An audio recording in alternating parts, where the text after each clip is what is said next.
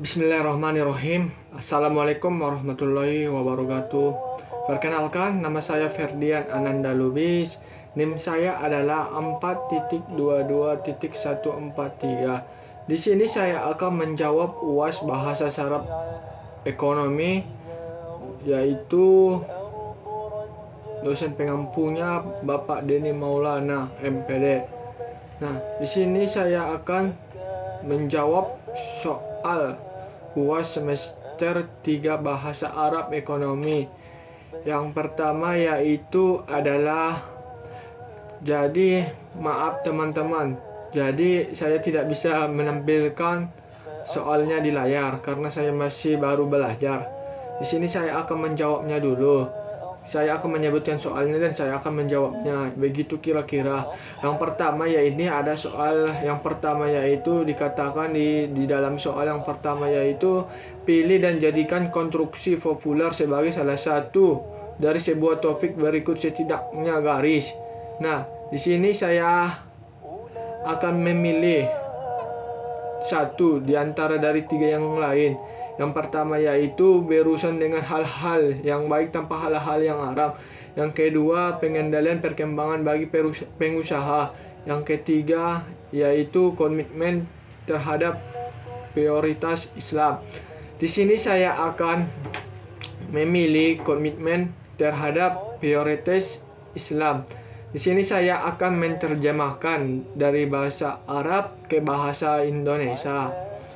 Ya, jawaban yang pertama yaitu adalah yang pertama, menyikapi hal-hal yang baik tanpa hal-hal yang haram. Orang beriman harus mempunyai akhlak dan kebaikan yang baik dalam menyikapi hal-hal yang baik serta menjauhi hal-hal yang haram dan berdakwah dalam kehidupan sehari-hari. Yang kedua yaitu komitmen terhadap prioritas Islam. Umat hendaknya hidup sesuai dengan nilai-nilai dan prioritas Islam yang ditentukan dalam Al-Quran dan Sunnah yang meliputi keadilan, kasih sayang, dan iman.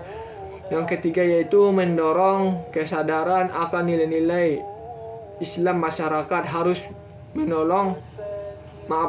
mendorong kesadaran akan nilai-nilai Islam dan meningkatnya melalui pendidikan untuk menjamin pemahaman yang terhadap ajaran agama Islam.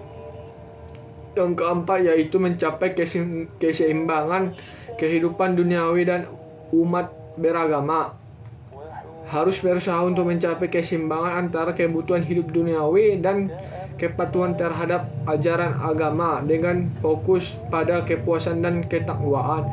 Yang terakhir yaitu mengutamakan nilai-nilai toleransi dan menghargai masyarakat Islam harus menganut nilai-nilai agama dan menghormati orang lain apapun perbedaan agama atau budayanya. Yang kedua, di sini saya soalnya yaitu menerjemahkan dari bahasa Arab yaitu ke bahasa Indonesia.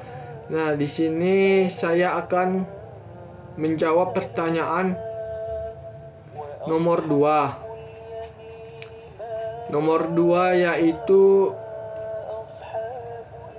adalah kejujuran. Ini jawabannya ya, ini jawaban untuk terjemahan bahasa Arab nomor 2. Kejujuran merupakan suatu keutamaan dan akhlak keislaman yang tinggi dan menganutnya dalam setiap urusan dan menyelidiki dalam setiap permasalahan merupakan pilar kokoh dalam akhlak dan perilaku seorang muslim serta menjadi sarana memperbaiki amalnya, mengampuni dosa-dosa dan masuk surga. Dalam hadis, hendaknya kamu jujur karena kejujuran itu membawa kepada kesalehan.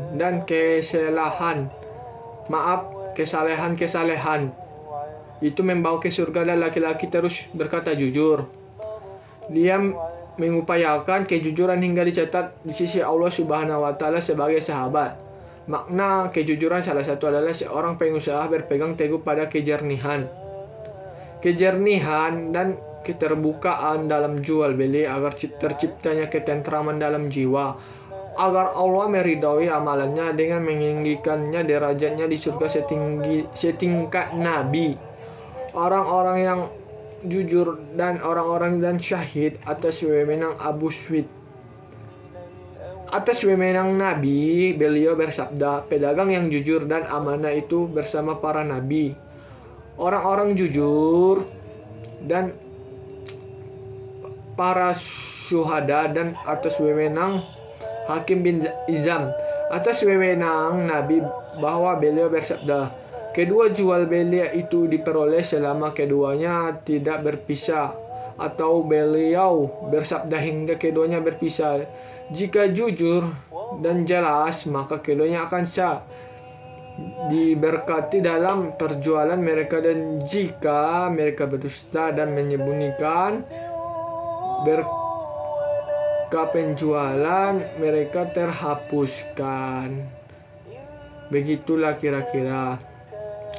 Di sini saya akan menjawab soal nomor 3. Di soal nomor 3 yaitu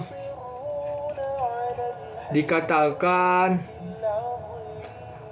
ada beberapa contoh yang diberikan oleh dosennya, yaitu bertulisan gini ya, apa arti istilah ekonomi ini? Kemudian buatlah kalimat tersebut bermanfaat. Yang pertama yaitu mata uang.